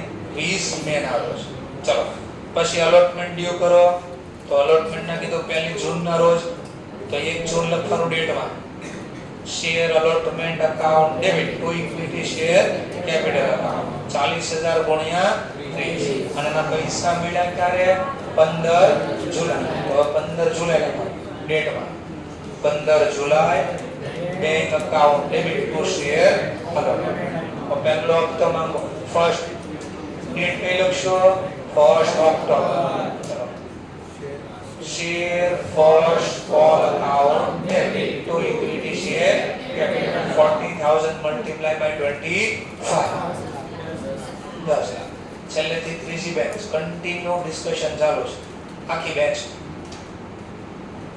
નેક્સ્ટ પોઈન્ટ આવડતું હોય તો આપણે આગળનું ચેપ્ટર ભણ્યું મગજમારી 25 રૂપિયા માંગ્યા 1st ફેબ્રુઆરી ના રોજ ચલો ડીઓ કરી દો 1st ફેબ્રુઆરી તો final call account debit to equity share capital 40000 multiply by 25 તો જોઈ લો સર જો ડેટ સાથે ડેટ આપી તો ડેટ લખવી પડે તો ડેટ સાથેના ગણતરી બધી દેખાય આ પૈસા મળ્યા આ ફર્સ્ટ કોલ ના મળ્યા આ ફાઇનલ કોલ ડ્યુ કર્યા પણ જો ડ્યુ કર્યા પછી મળી ગયા હોય તો આપણે લખવાનું જે તારીખે મળ્યા હોય તારીખ અને ધારણા કરી આપણે એવું એક્ઝામમાં ધારવાનું નથી કે જો માની લો મળી ગયા 31 માર્ચ તો આપણે શું જર્નલ લખત ફાઇનલ કોલ ના મળે તો bank account debit to share second કે ફાઇનલ જે બોલે હવે હું આલી ગયો ઓવર સબસ્ક્રાઇબ માં કેટલા કેસ હોય 3 all reject all pro rata basis એટલે થોડા રિજેક્ટ થોડા પ્રો રેટા બેસિસ તો જો હું તમને આપતો ને બધું ચાલો હવે આ દાખલો છે પાંટ લિમિટેડ કે બંધ ચલો બંધ limited invite application for 50000 share 50 નો એક ભાવ છે પેયેબલ છે એપ્લિકેશન માં 20 અલોટમેન્ટ માં 10 ફર્સ્ટ એન્ડ ફાઇનલ કોલ માં 20 કંપનીએ રિસીવ થયો 60000 શેર હવે આગળ કીધું છે ડિરેક્ટરે 50000 શેર તો એક્સેપ્ટ કરી દીધા અને હવે કયો શબ્દ લીધો છે એન્ડ રિજેક્ટિંગ ધ રેસ્ટ એટલે બાકીના જે અરજી હતા એ શું કર્યા રિજેક્ટ નો મતલબ પૈસા પાછા આપવા if કંપની લખ્યો છે if company refund the application money to reject applicant and allotment running received for 45000 share હવે આ શબ્દ બહુ કામનો હતો કેટલાની અરજી હતી અરજી 60 એમાંથી આપણે 50 એક્સેપ્ટ કરી લીધા બાકી કેટલા એને રિજેક્ટ કરી દીધા આટલું શબ્દ હવે આ શબ્દ વાંચો company refund the application money to the rejected applicant and allotment money was received for 45000 share એટલે હું કહે છે કે જો આ તકલીફ પડી ગઈ શું તકલીફ પડી ખબર છે આપણે લે વધારાની અરજી શું કરી દીધી રિજેક્ટ એટલે આપણે એક તો પૈસા પાછા દીધા પછી અલોટમેન્ટ ના માંગ્યા ને કેટલા લોકો માંગ્યા 50000 લોકો પણ આપ્યા કેટલા લોકો અલોટમેન્ટ ના પૈસા આપ્યા પણ આ રિજેક્ટ નો કર્યા હોત તો આપણે પ્રોરેટ આગળના હપ્તા જમા કરી દીધા તો આ પૈસા ના પડે એટલા આપણી પાસે પડ્યા હોય તો જપ્ત કરવામાં કામ લાગે પણ આપણે તો ભાઈ દયાળુ માણસ લો તો પહેલા અરજીની જર્નલ લો 60000 ગુણ્યા કેટલા અરજી વખતે મંગાવ્યા હતા 20 બોલો 60000 ગુણ્યા 20 તો લો અરજીની જર્નલ પણ કમ્બાઈન કરી દીધી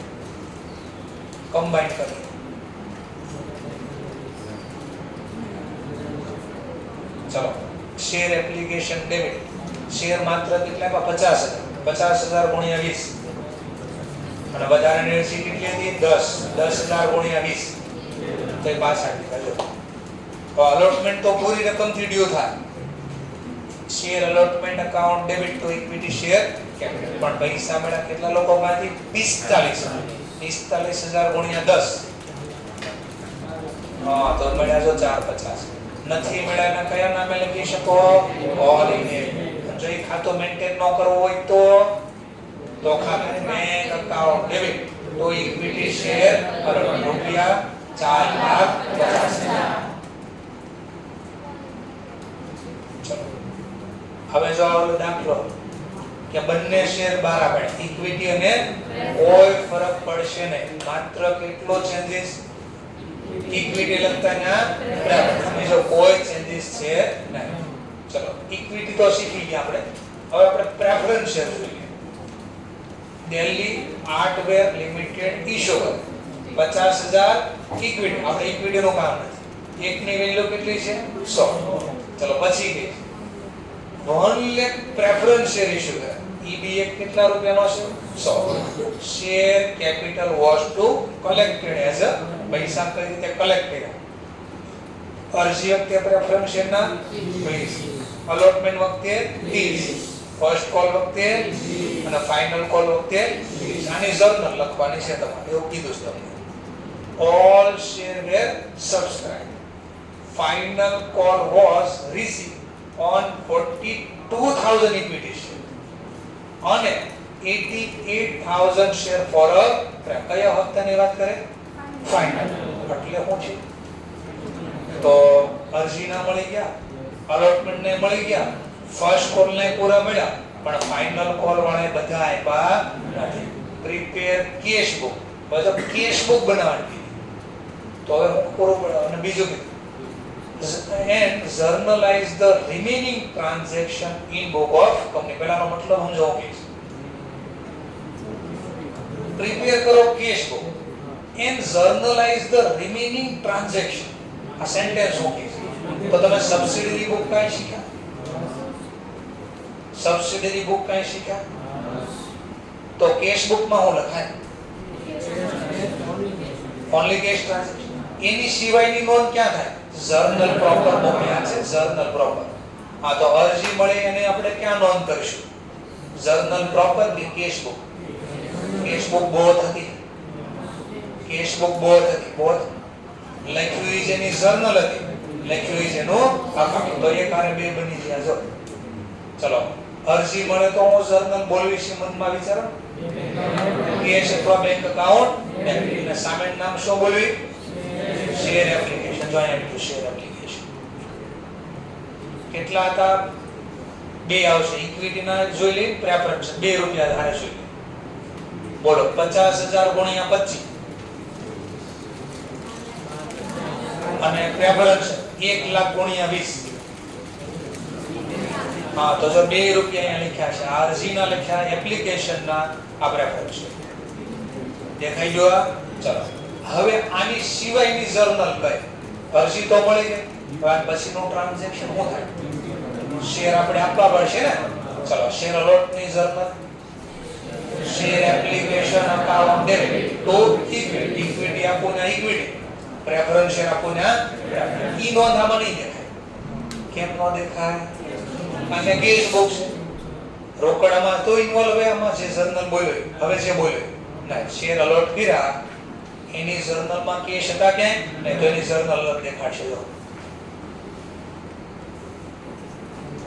આ બે જર્નલ બે ઇક્વિટી વાળાની application allotment to equity share capital. તો પ્રેફરન્સ એનો નીચે કરી દે. અરજી અલોટમેન્ટ બંનેના શેર આપી દીધા એક. તમારે કમ્બાઈન નહીં કરવાનું, અટવાઈ જાવ ત્યારે. તો આ કેમ આવું લખ્યું કઈ ખબર પડી? હવે આમાં કેમ બેંક અરજીની જર્નલ આમાં નો આવી? અરજીની જર્નલ આમાં કેમ નો આવી? કેશ બુકમાં લખાણ. અલોટમેન્ટના રૂપિયા એમાં નો આવ્યા. અલોટમેન્ટના શેર આપ્યા એવું છે. Equity share allotment debit to equity share capital. પણ એના રૂપિયા અહીંયા નો આવ્યા. કેમ નો આવ્યા? તો જો આપણે કેશ બુકમાં દેખાય રૂપિયા. જો અલોટમેન્ટના રૂપિયા કેટલા માંગ્યા? એક પેલા જોઈ લે ઉપર. એક ના માંગ્યા 20, એક ના માંગ્યા 30. બોલો 50,000 ગુણ્યા 30 અલોટમેન્ટમાં, 50,000 ગુણ્યા 20 અલોટમેન્ટમાં અને 1 લાખ ગુણ્યા 30 પ્રેફરન્સ. હા, તો 2 રૂપિયા જો અહીં દેખાય અલોટમેન્ટના. આ ઇક્વિટીના અલોટમેન્ટના, આ પ્રેફરન્સ શેરના અલોટમેન્ટ. સમજાણું શું કર્યું આ લોકોએ? ટ્વિસ્ટ કરી નાખ્યા. સબસિડીની બુક અને શેર ઇશ્યુનો ટોપિક ભેગો કરી નાખ્યો. હવે અડધાટવાય છે કે આ તો કેમ લખવું? તો સબસિડીની બુક તો આવડવી જોઈએ ને. ચલો, કેશના ટ્રાન્ઝેક્શન ક્યાં જાય? Cash book. અને કેશ સિવાયના ટ્રાન્ઝેક્શન જર્નલ પ્રોપર. અને જર્નલ પ્રોપરનું ફોર્મેટ શું હતું? આમ નોર્મલ જર્નલ લખતા. ચલો, એવી રીતે ફર્સ્ટ કોલ ડ્યુ કરો. ડ્યુ થાય પહેલા, ફર્સ્ટ કોલ ડ્યુ થાય. શું જર્નલ લખ્યું? Share first call account debit to equity. Preference share ને આ છે ને preference share first call debit to preference share capital. ચલો, રૂપિયા બોલો 50,000 ગુણ્યા 30 અને 1 લાખ ગુણ્યા 20. આ તો એની જર્નલ દેખા જો. આ હપ્તો માંગ્યો ને ફર્સ્ટ કોલ નો. જો ઇક્વિટી તો ને ઇક્વિટી લખ્યું, પ્રેફરન્સ શેર હતું ને પ્રેફરન્સ. પૈસાની જર્નલ આમાં આવશે. પૈસા ક્યાં દેખાય આપણને? બેંક ખાતામાં, કેશ બુકમાં દેખાય. લો, હપ્તો માંગ્યો પહેલો હપ્તો, और लास्ट हप्तो માંગ્યો પણ પૂરા પૈસા મળ્યા હતા નહીં. જેમ કે ઇક્વિટીમાં મળ્યા 42,000 અને પ્રેફરન્સ શેરમાં મળ્યા 88. ચલો, 42,000 ગુણ્યા 25 અને 88,000 ગુણ્યા 30. હા, તો જો છેલ્લે લખ્યું હશે ઇક્વિટીના લખ્યા હશે ત્યાં 42,000 ગુણ્યા 25 અને 88,000 ગુણ્યા 30. એટલે માંગ્યા પૂરા પણ મળ્યા નથી. અને કેશ બુક નો પીરિયોડિક ટોટલ અને પીરિયોડિક સીધો કરતા બેલેન્સ બધા બધું બેલેન્સ કાઢે. બેલેન્સ કેરી ડાઉન. સમજાણો મુદ્દો? તો ઘણીવાર સ્ટુડન્ટ આવું કરે, બે ચેપ્ટર ભેગા કરે. Share at issue at discount. બોલો, ડિસ્કાઉન્ટ થી બહાર પાડી શકાય? અને બીજી સ્લાઇડ આપણી સેક્શન 53 ના પાડે છે. ડિસ્કાઉન્ટ થી શેર બહાર પડે ને એક્સેપ્ટ કોને આપી શકાય ડિસ્કાઉન્ટ થી ઓકે કીધું તો આપણે સ્વેર ઇક્વિટી ઓલા એમ્પ્લોયી ને મેનેજર ને આપી શકાય એની સિવાય તમે કોઈ દિવસ ડિસ્કાઉન્ટ થી શેર બહાર પાડી શકતા નથી જો એ બધું આયા છે તો આ તમને કીધું તો ને તો આપણે છાપીને બધું ને હતું પ્રીમિયમ થી બહાર પાડી શકાય ચલો નેક્સ્ટ ટુ મેક્સ કેટલા પ્રીમિયમ થી બહાર પાડી શકાય કોઈ સ્કાય ઇઝ લિમિટ જો સ્કાય ઇઝ લિમિટ આકાશની લિમિટ આવે હા તેનો મતલબ જેટલા પ્રીમિયમ થી તમને ઈચ્છા હોય પ્રીમિયમ થી બહાર પાડી શકો ચલો તો આનો દાખલો હવે લો પાછો નિયમ યાદ કરો પ્રીમિયમ આવ્યો કાઈ કીધું ન હોય તો પ્રીમિયમ કયા આપતામાં કીધું હોય તો શા કીધું હોય સરસ ચલો 1 ઓક્ટોબર ના રોજ પાયોનિયર લિમિટેડ છે અરજી મળી 2,50,000 100 રૂપિયાનો એક શેર છે અને 25% પ્રીમિયમ થી બહાર પાડ્યો તો એક શેર કેટલા બહાર પાડ્યો છે 100 નો શેર છે 25% પ્રીમિયમ કીધું છે 100 તો જો હપ્તાના માંગ્યા અરજીના 25 અલોટમેન્ટના 75 કરો બેનો સરવાળો અને હવે એવું કીધું બાકી કેટલા બાકી 100 નો શેર 125 માં બહાર પાડ્યો 25 અહીંયા બન્યા 75 અહીંયા બાકી કઈ વધ્યા કેટલા આ તો કે balance amount on share as and when required और બાકીના રૂપિયા મારે જ્યારે જરૂર પડશે તેથી મંગાવશું અમે અત્યારે આટલા જ મંગાવીશું એટલે અલોટમેન્ટ ના માંગી લીધા અને ફાઇનલ કોલ જ્યારે જોશે 1 2 5 મહિના પછી ત્યારે મંગાવશું ચાલો the share were allotted by company 20 October ના રોજ allotment was received આ તારીખે મળી ગયા છે record journal entry in book of company record the transaction in connection with the share of issue bank account debit to share application बोलो quantity ने रुपया क्वांटिटी पहला ओवर सब्सक्राइब तो 250 पर शेयर કેટલા માંગ્યા 25 બોલો સરસ આપી દો share application account debit to equity share capital 250 ગુણ્યા 25 62 લાખ અલોટમેન્ટ ડ્યુ કરો હવે ધ્યાન રાખો હપ્તો તો ગમે એવું ન હોય પૂરી રકમ થી ડ્યુ થાય પ્રીમિયમ હોય ન હોય કાઈ ન જોવાનું શેર અલોટમેન્ટ અકાઉન્ટ 2.5 લાખ ગુણ્યા 75 પૂરા લખાય 1 કરોડ 18750 ઓકે તો ઇક્વિટી શેર કેપિટલ પણ શેર ઓલવેઝ કઈ જરા ફ્રી છે પ્રીમિયમ અલગ રાખો ચલો 75 માં પ્રીમિયમ કેટલું છે તો કેપિટલ કેટલો 50 2,50,000 ગુણ્યા 50 1 કરોડ 50 બાકીના રૂપિયા ટો સિક્યુરિટી પ્રીમિયમ 2.5 લાખ ગુણ્યા 25 પાછળ તો લાગે અને અલોટમેન્ટ ને પૈસા મળી ગયા છે રિસીવ રિસીવ અલોટમેન્ટ માં બોલવાની જરૂર પૈસા મળે bank account debit to share allotment 250 गुणिया 75 1 करोड़ 87 लाख 50 ला बोले नहीं सर पण आंकड़ा તમે 65 50 ને 18 750 ઉપર લખ્યું છે પાછો પાછળ ત્રણ મિંડા છે એવું વિચારવાનું છે ઉપર લખ્યું છે ત્રણ મિંડા પાછળ છે તમે આવું એક્ઝામ માં કરી શકો કોઈ પ્રોબ્લેમ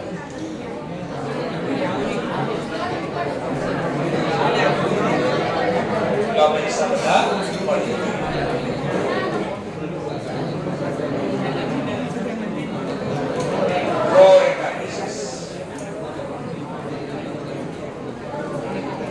ચલો આ દાખલો હાઈએસ્ટ વાર પૂછાયેલો દાખલો છે કરો ચલો અત્યારે આ દાખલાને ટ્રાય કરો એવો લાગે આટલાનો ફોટો પાડી લો અને આટલાનો અહીં બાકીનો ભાગ આવ્યો એટલે તમે બે કારે જોઈ શકો આન્સર મહેરબાની કરીને જોવો અને જોઈ લો તો મને કોઈ પ્રોબ્લેમ બી નથી ક્યાં છે હવે ગોતી લો તો પહેલા ખાલી એટલાનો ફોટો પાડી લો અને બાકીનો ભાગો પાછળ તમને રાખું છું. બસ આ એક ક્વેશ્ચન માટે હું આ બધા સોલ્વ કરાવું છું.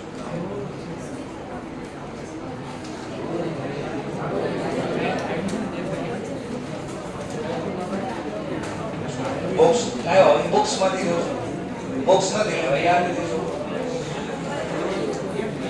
ચલો પાર્ટ 2 અને પાછળનો ભાગ હું અહીંયા ઓપન રાખું છું એટલે તમે બે કારે વાંચી શકો, જોઈ શકો. પાછળનો ભાગ આવો છે. તમને કીધું છે આની જર્નલ લખી દે, બસ આટલું છે.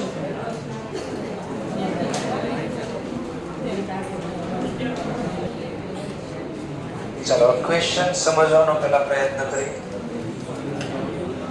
ફર્સ્ટ ઓફ ઓલ તમને કહે છે જીએચપી લિમિટેડ.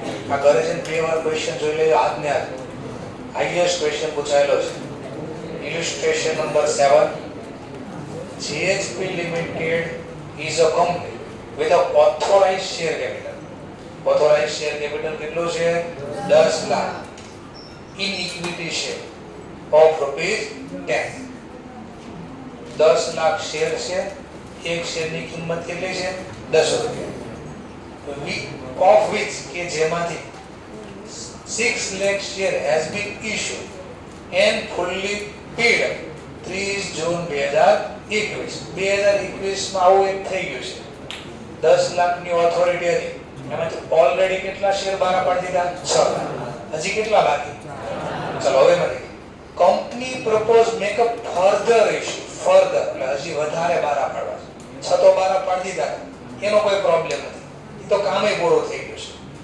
હવે કંપની કહે છે જો મને હાઇલાઇટ થાય તો ક્યારે બધું પૂરું થઈ ગયું? ઇશ્યુ ફૂલી પેડ અપ થઈ ગયા 30 જૂન 21. 30 જૂન 21. અહીંયાથી કઈ દેખાય તો અહીંયાથી કઈ દેખાય તો હા, એટલે આનું કામ તો તમામ થઈ ગયું પેલા.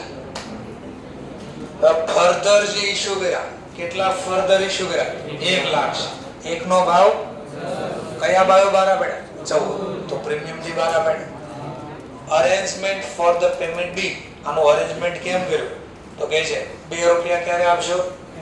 એપ્લિકેશન કઈ તારીખે મળે છે એ કીધું છે.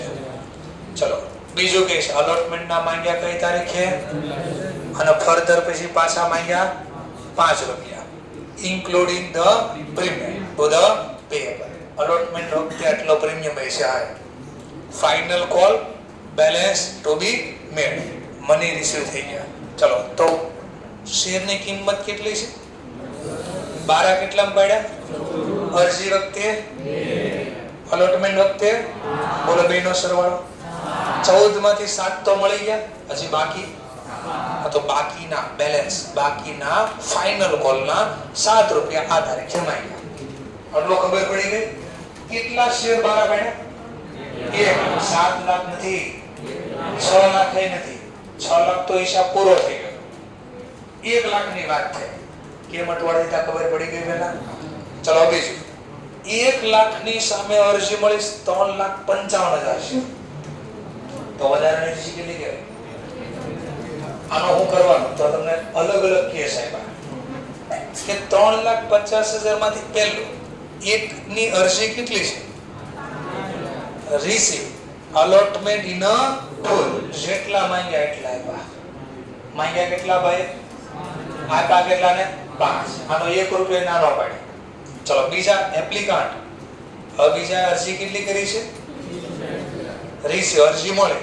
અલોટમેન્ટ કર્યા. ફાળવા કેટલા? અરજી એટલી મળે. ફાળવા કેટલા? 1 share for every 2 share apply. એટલે બે જેને અરજી કરી છે એને શેર કેટલા આપીશ? 1. તો બોલો આને અરજી કેટલી કરી? તો આપ્યા કેટલા? તો બાકીના 15. તો કે છે બાકીના 15 નો કે no money was return to this applicant. તો વધારાના રૂપિયાનો કરો હું? Surplus on application being used reduce amount due on allot. તેનો મતલબ આગળના હપ્તામાં જમા કરો. આગળનો હપ્તો કયો આવે આપણો? અલોટ. શું બે સ્ટોરી ખબર પડી? ટોટલ અરજી કેટલી? એમાંથી 1/5000 વાળા છે, એને માંગ્યા એટલા બધા આપ્યા. ચલો બીજું, બીજા ભાઈ કેટલા છે? એને માંગ્યા 30 પણ 30 નો આવ્યો. 2 ની સામે કેટલો આવ્યો? 1. 3 ને 55 માંથી 2 લેસ કરો તો 3 ને 55 માંથી 2 લેસ કરો 3 ને હજી 3 20 બાકી ના એનો હિસાબ. એપ્લિકન્ટ ફોર 3,20,000 છે. રિસીવ અરજી મળી, અલોટેડ કર્યા. હવે અલોટ કેટલા કર્યા? 1 શેર ફોર એવરી 4 એપ્લાય એટલે અરજી. જેને 4 ની અરજી કરીને કેટલો શેર આપશું? 1. તો 3 ને 20 ની સામે કેટલા? તો જો શેર કેટલા થયા જો. આને કેટલા આપ્યા? આને કેટલા આપ્યા? 15 ને 5 12 કેટલા પડ્યા હતા? 1 લાખ માંથી 20,000 તો થઈ ગયા. બાકી કેટલા? આને 80,000 આપી દીધા. સમજાણો ક્યાં ક્યાં? હવે આના વધારાનો હું તો ઓર ગેમ કે the money due allotment was retained by company. કોવાની લિમિટ કઈ યાદ આવે છે? તો કોવાની લિમિટ સુધીના પૈસા રિટેન પાસે રાખ્યા. કોવાની બહાર પાણી જાય નો તો કે છે the excess being કોવાની બહાર પાણી ગયું allotment સિવાય વધારાના return to the applicant. allotment સુધીનું પાણી રાખશું, એના ઉપરનું પાણી આગળ નાખતા જવા દેવાનું નથી. કીધું રૂપિયા પરત કરો. આવી સ્ટોરી છે અને આ સ્ટોરીને લખો. બધા પૈસા બધા પાસેથી મળી ગયા અને જર્નલ લખી. સ્ટોરી સમજાણી થોડી થોડી. હવે આને સોલ્વ કરવા ગોરિલા ઓર સ્ટ્રેટેજી અપનાવવાની. કેવી સ્ટ્રેટેજી? ગોરિલા ઓર. એક એકને પકડે પકડે મારવાની, બધાને એકનો જ હિસાબ લખવાનો. હવે આની સ્ટોરી જો મસ્ત રીતે સમજાવી દા. દાખલો એકદમ મસ્ત રીતે. Bank account to share application. Total અરજી કેટલી મળી? 3,55. પર શેર કેટલા માંગ્યા હતા? 2. આમાં પહેલા કોઈ ડાઉટ? ટોટલ કેટલા? 3,55 7 લાખ ને 10,000. આટલું ક્લિયર?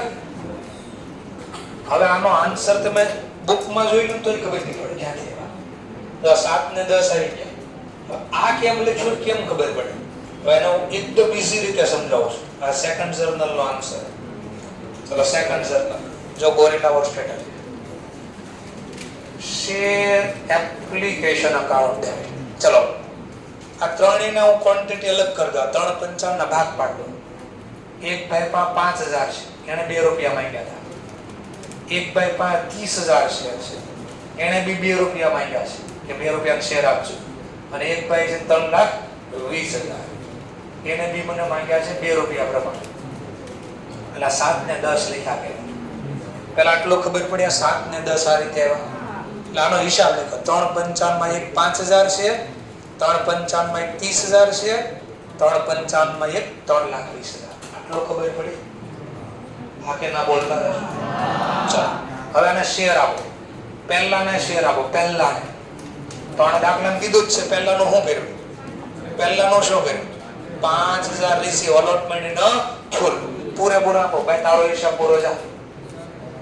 5,000 ગુણ્યા 2. આટલું પેલા સમજાઈ ગયું? ચલો ભાઈ બીજા ભાઈનો હિસાબ. બીજા ભાઈનો હિસાબ હવાનો. આણે અરજી કેટલી કરી? 30 પણ આપ્યા કેટલા? 15,000. વધતાનો હિસાબ. ભાઈ આણે અરજી તો 3 ને 20 ની કરી. આપણે શેર માત્ર કેટલા? 80,000.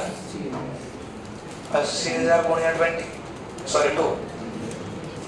હવે આનો બધાનો સરવાળો બાદબાકી ગુણાકાર જે થતું આપજો. કેટલા રૂપિયા? 2. સમજાઈ ગયું? પેલા પાક્કો છે? કન્ફર્મ છે? સરસ. હવે વધારાની અરજીનું શું કરો? 2 કીધું છે. અમુકને આગળના હપ્તામાં જમાઈ લો, અમુકને પાછા આપો, એવું ક્યાંક કીધું હતું. ચલો આગળનો હપ્તો પહેલા શેર અલોટમેન્ટ. ચલો આનો હિસાબ. આને માંગ્યા હતા કેટલા? આપ્યા કેટલા? 1 રૂપિયો વધારાનો છે આનો? નહીં. તો આનો વધારાનો કાંઈ નહીં. આને માંગ્યા કેટલા હતા? નહીં માંગ્યા હતા. આપ્યા કેટલા? તો આના વધારાના 15,000 શેર છે. આનું શું કર્યું તો આપણે જોતો તો કે છે નો મની વોઝ રિટર્ન. પૈસા પાછા નહીં મળે. આગળના હપ્તા નાખો. તો આનો આગળનો હપ્તો કેટલાનો છે? તો 15,000 છે. આગળનો હપ્તો 7 7 ફરીથી આગળનો હપ્તો 7 7 ને અરજી વખતે 2 તો 2 લખવાનું. ચલો આનો હિસાબ આ ભાઈનું ક્યાંક લિમિટ 12 વહી ગયું છે યાર. 3 ને 20 ની આમાં કેટલા શેર છે 80. વધારાની અરજી કેટલી વધી અને ગુણ્યા 2 કરજો 4 લાખ આટલા બધા રૂપિયા પડ્યા છે. પણ મેં કીધું સીધા આમ કરી દો ને. મેં એવું કીધું ખબર સીધું આમ કેટલા ક્વોન્ટિટી કીધી 2 લાખ ને 40 ગુણ્યા 2 આમ સીધું કરી દો. मैं वारे वारे बोलतो लिमिट चेक करवानी. चलो आने लिमिट चेक करियो. 80,000 ने આગળનો હપ્તો 7 રૂપિયા થી છે. 7 છે ને સોરી 5 લિમિટ 5 છે.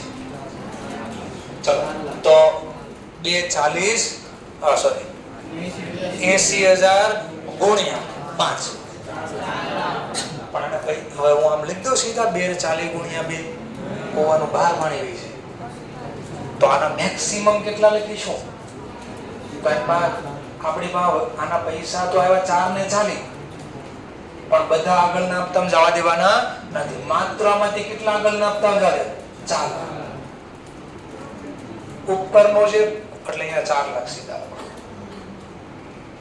કારણ કે આની અરજી તો આમ છે જો 240 ગુણ્યા વધારાની અરજી તટલી બધી છે પણ કુવા કરતા પાણી બરું હોઈ જાય છે. તો આને સમજવા માટે આને સીધા હું લખી દઉં. આને જ લખવા મેક્સિમમ કેટલા આગળના હપ્તા જાય એમ છે ના 4. હવે આનો સરવાળો કરી દો. આ વત્તા 4 લાખ વધારાની અરજીનો હું તો હવે પાછા બોલો આના વધારાના કયા હતા?